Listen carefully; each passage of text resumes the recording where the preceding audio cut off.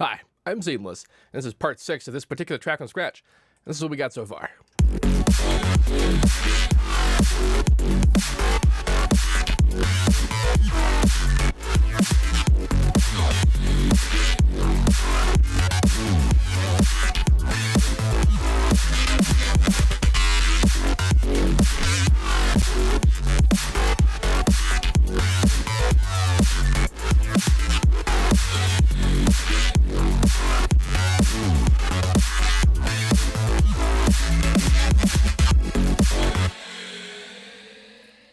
Neat.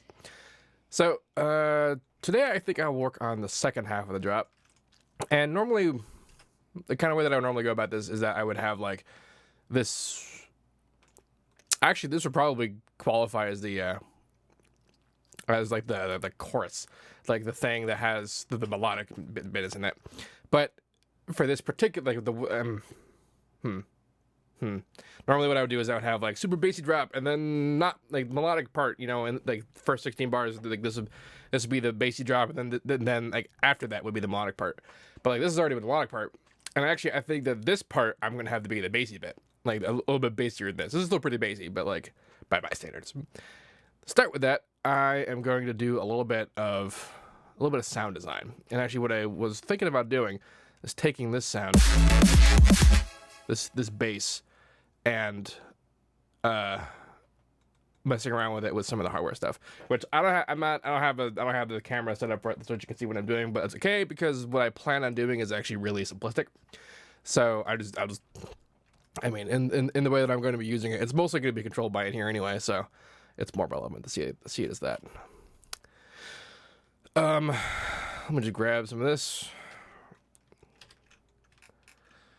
I'm gonna intersperse it with sort of regular stuff, like stuff we've already done. I think I'm not actually gonna clone it or change it, because I'm just gonna essentially just mess with it with audio, and then we'll see what we get out of that. It'll be interesting because this is in stereo, and then the way that I'm going to be doing it, it's all going to turn into mono, and we'll need to do some stuff about that later. But for time being, this should be pretty okay. How best to proceed?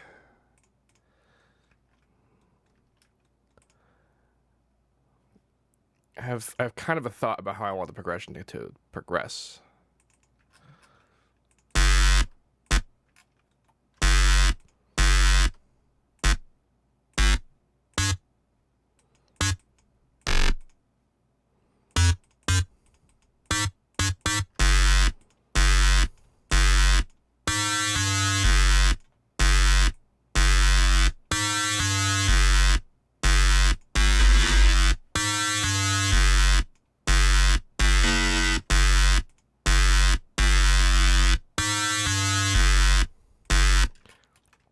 That's just a thought, but we'll see kind of how that works out.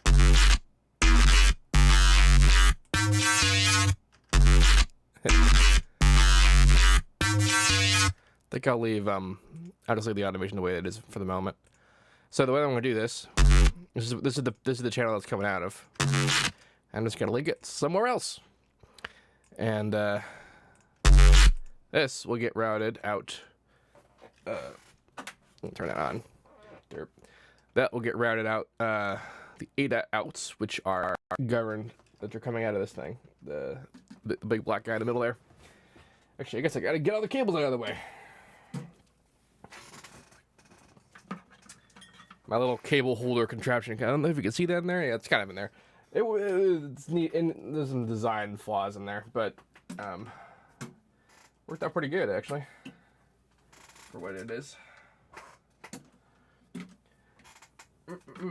I've been experimenting with this new sequencer rig I got over here. This guy. This is the box that I used before I got this bigger one, and I'm gonna need to get an even bigger one because I have plans. I tell you, about things that I want to do with modular stuff. Yeah, it didn't quite work out.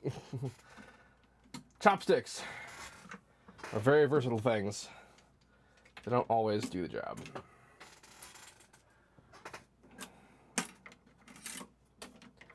I really wanted, because I mean the old way that I did this is I just had the cables that they're just everywhere, and I wanted to not do that.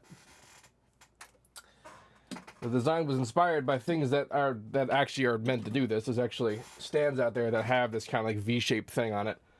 I saw one for the first time in Celldweller's studio in his spaceship of analog stuff. All right. So now, when I play, it doesn't make any sound. It's coming out of here. So I'm gonna do. Take number 1. 1 and 2 are essentially stereo, left and right, but that's not really gonna matter. What I am gonna do though is modulate it from in here. So I'm gonna FM some stuff, but I'm gonna FM it from a single source that I'm creating, that I'm controlling from in here inside the program. So let's make you 4. So now when it plays in here, 3 to 4 light up. It's left and right, so like I can come in here and I can tell this one to just be all left, and now it'll only be number 4. That's all right rather, and then all left is all 3, which is important because it means I can have 2 different signals coming out of just one citrus thing. It's also how I would choose to automate things if I were going to control automation, because inside Citrus, if you make a square wave and then you turn on the half mode here, it creates just a straight up DC offset, and it's just an output, a level that doesn't oscillate. It just stays where it is. And if I control the volume of that level, it comes out as a signal, and like just like that, just like a level like that. And then I just put that into NECV from outside from in here, and I control that parameter with an automation clip inside FL as if I were just automating it directly, because I am, which is pretty cool shit. So now if I play this, we should hear it. Now, my alarm. This is just my regular alarm to wake up that I put in here just in case I forgot to. I gotta make this slightly shorter. I didn't set the timer. I'm a smart person, but it says get bass strings because a while ago, the strings that I have on my bass broke, and it didn't quite work out. Should be able to hear something. Oh, that's right. I didn't put an input. Derp. And then here, just input 12, which is where. There it is.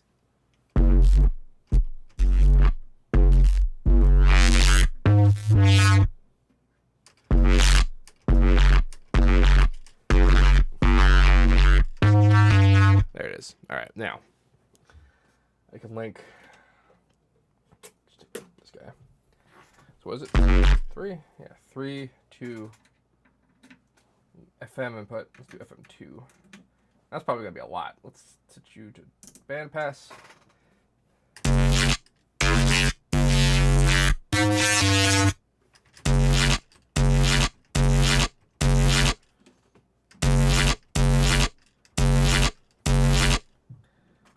I doing this right? Yes.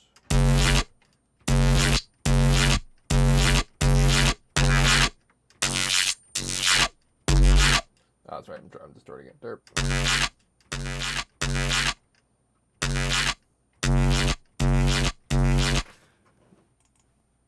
This thing actually is probably too high pitched. There it is.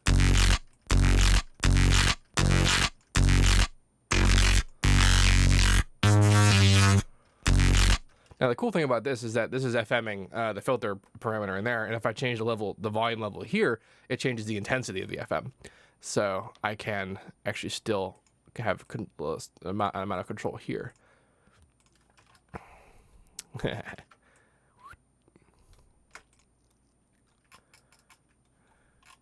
So actually, that thing I just did there, someone was actually asking me in the comments of the videos why I didn't set in the sidechain the maximum value to be 80%, so that this thing just represents the whole parameter. And it's because of what I just did there with this automation clip that was too long, that if I hold down shift and click and drag, this thing stays where it is. And that's really all that matters, is that we're able to keep the maximum value there. And for something like the sidechaining, all I have to do is bring this guy down, hold down shift, bring this guy over, and it's done. And like I can put this one here. And as long as this ends, like this doesn't have to be perfect, like it could be up here or whatever, but as long as this ends at the correct value, then it's more or less fine. And I can just, and it's totally good. Like, this is really the part that matters. The level is set just because it was already there. That's way less work than having to come in here, copy parameter, paste parameter, that kind of thing to make sure it's perfect, because it just already is. It's not really a big deal. Of course, for these guys do have that involved, or at least they did. Do these not? Yeah, there it is. This one is has the minimum value set to 50% because the volume parameter on the operators inside citrus is -100 to +100. So that's why I need to have the 50 actually be, because the center is actually off, and I wanted to modulate it from on to off, not negative to positive. This one I didn't have that on, and it sounds okay. So I was like, whatever. That's why I didn't like fix it, because it wasn't obviously a problem. That's really the only reason why I ever do anything, is if something is obviously a problem. Let's increase the FM amount on this oscillator, because now we have control over it in here.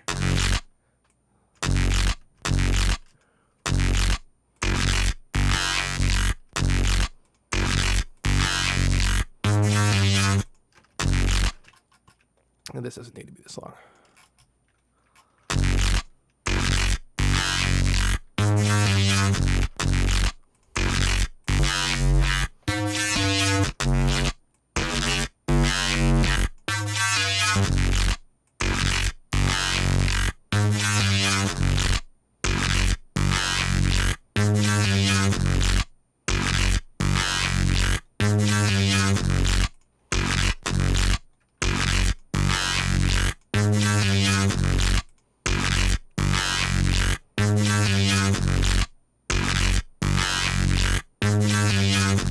I just had a really weird thought about how I could do the beat for this.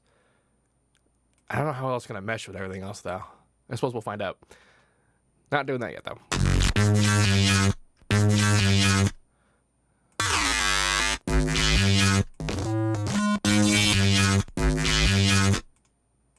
Let's do one of these. Of course, having done so. Murph.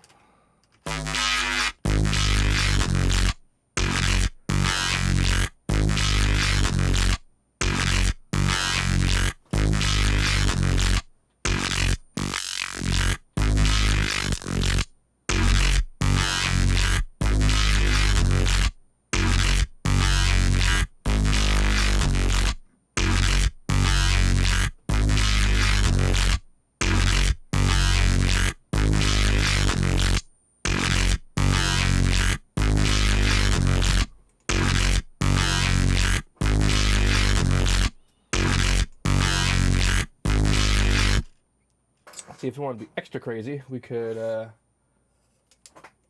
throw on the reverb module, which like I just almost never use this thing as like actual reverb. I use it for what I'm about to use it for, which is to modulate some of these parameters in particularly interesting ways.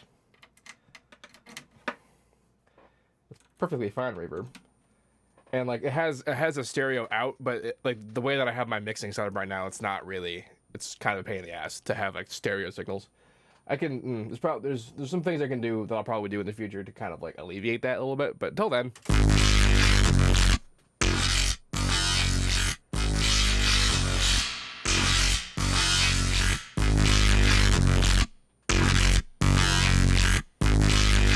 So this would be a job for the secondary output here, which goes on the other side. So then now I have another modulation source from the same citrus. Number 4 here, I'm going to put it into the size of the reverb. So the size, you set the size in like any other regular reverb, and some of them will let you move it like while it's moving it, but most of the time you can't. But when you do,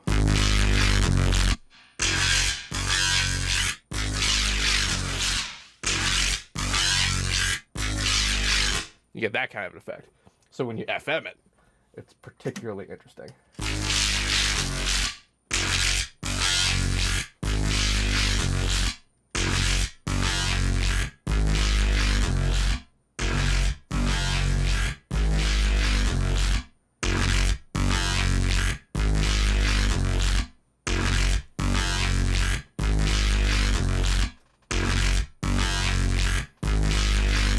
As well, there's actually ways that we can get stereo out of this, even though I don't have it linked up. And all that I would have to do is record it twice. Not the same input though. So like, it wouldn't be precisely the way that it was designed to be stereo. It would still be a different kind of stereo, but it'll still be stereo, is the thing.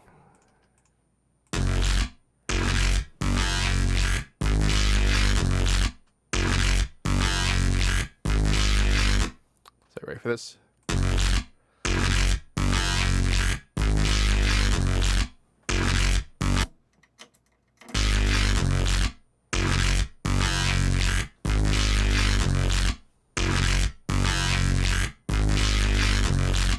So in normal analog synthesis, there's this concept of drift, which is that like nothing is really ever the right phase or pitch like perfectly to the point where like if I were to record like a saw wave sort of progression just and without changing any parameters on just a regular oscillator, if I put them all together, you'd get a super saw because there's a little bit of drift.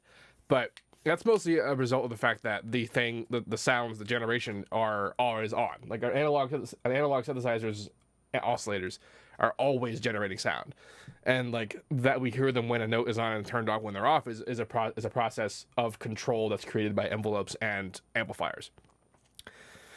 There's re-triggers on some of these things. Some of them have sync and that kind of thing, which can sort of help with that. But in the digital world, everything is perfect pretty much forever. So that meant that if I were to do that, it would just get louder because it'd be the same signal. But so like that stuff, that part of it, this part of that I just recorded is going to be identical, but the reverb isn't. The reverb is going to be different. The reverb device in here though is actually a digital reverb device, but it's a dedicated piece of hardware, and dedicated stuff pretty much universally works better than general purpose stuff. If you ever wondered how that kind of stuff was like. Now, so I record it twice essentially. There's one left and one right. And I'm actually going to move it down a little bit because there's a teensy bit of delay just from recording. But that's not really gonna matter when we do what we're gonna do. So that's left, and that's right. Pretty sure that's right. Yeah. Bam. So put you in a thing. And left, make unique, right.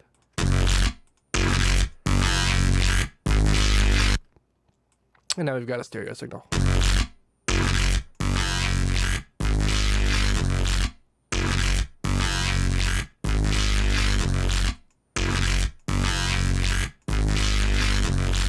Cool. Now I actually do still want to screw with this.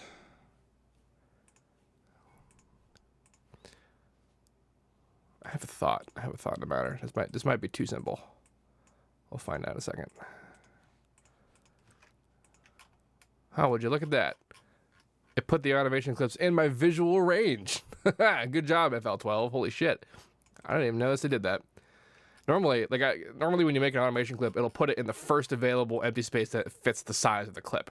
So like if this clip were like actually this long or whatever, like if I were doing it like in here, for example, like it wouldn't have fit in here, so it wouldn't have put it in there. It would have put it like down here. I'm pretty sure it would still do that, but I was expecting it to put it way the hell up here, even though it's focused down here, but it put it in the first available clip that was visual range, which is smart.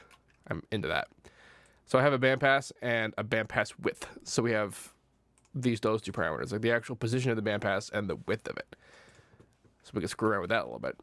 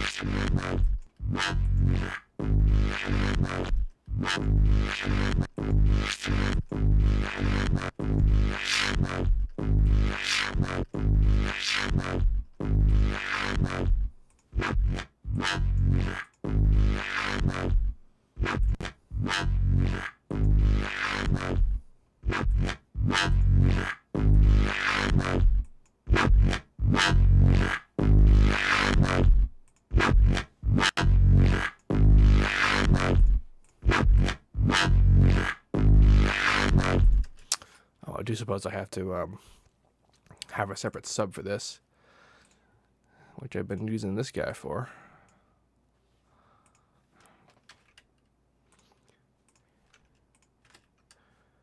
Where's my sub? There's my sub.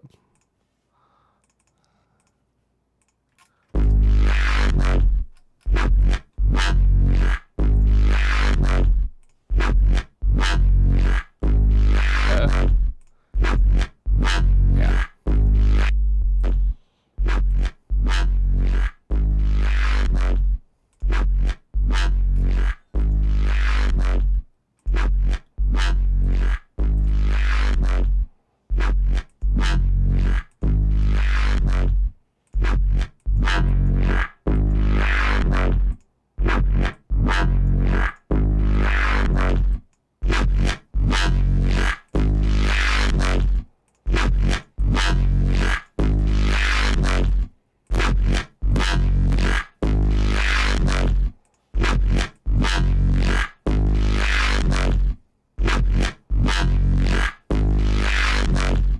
Fun. This might be a little cliche, but I still gotta try. I suppose I could do what I did in that other how to base where I just sort of like do a little bit of this, but first let's see what we can get out of here.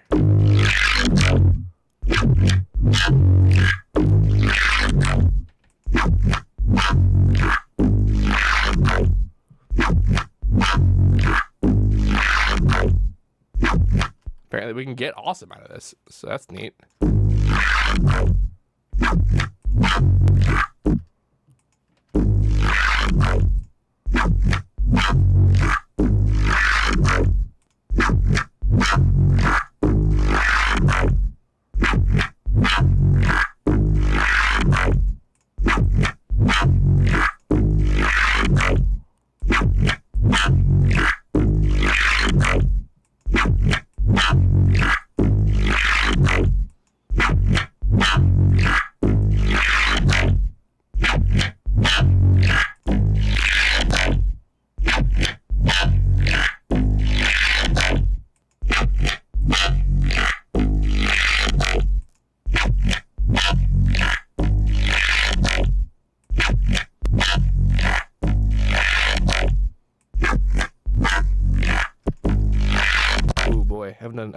I haven't done this in a while, where I modulate the Vocodex's freaking bandwidth. So let's see what that gets us. Too far. Okay.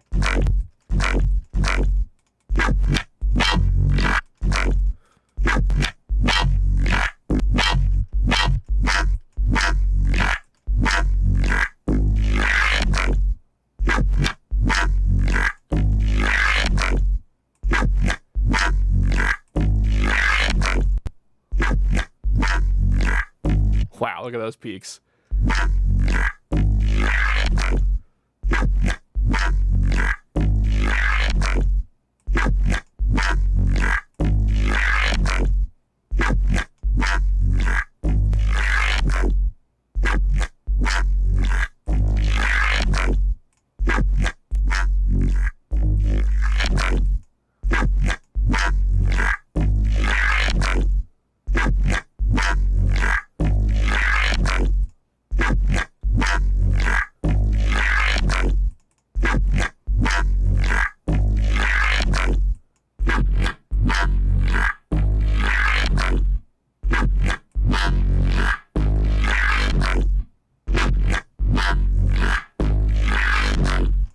Tried that, I don't think. Let's do it based on the bandpass peaks, because I haven't been doing that for everything else already.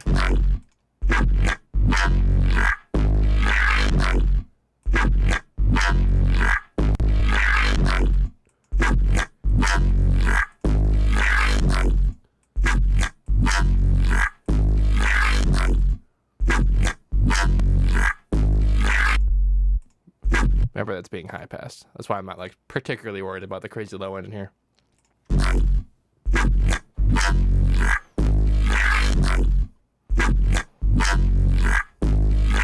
This might be way too fast to be doing the kind of beat that I have in mind. We'll find out when I get there.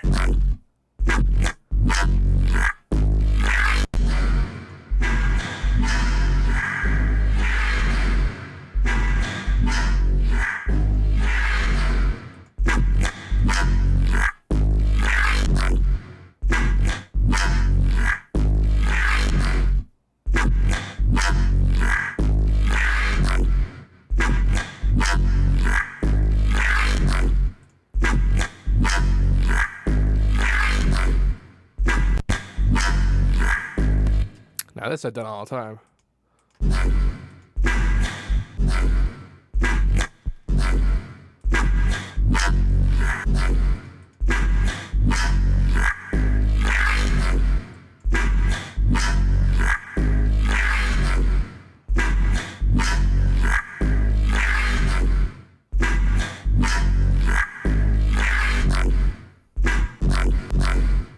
Let's do a little bit lower.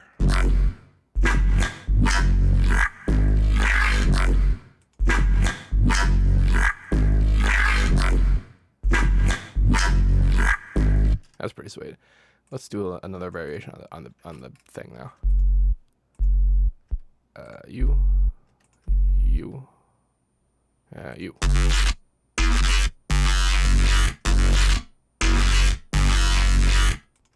hell are you? Let's see. Okay, you go out. And this is.